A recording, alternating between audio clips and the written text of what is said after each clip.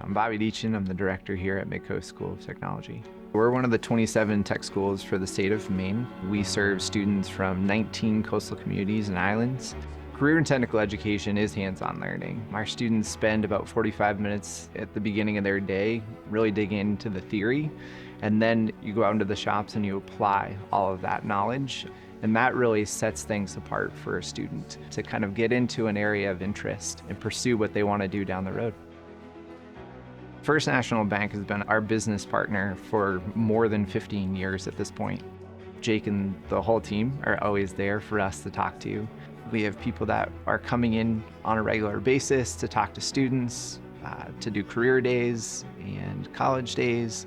So we always have that connection that runs a lot deeper than just the financials. They're looking to make a community, and that's what separates them from others.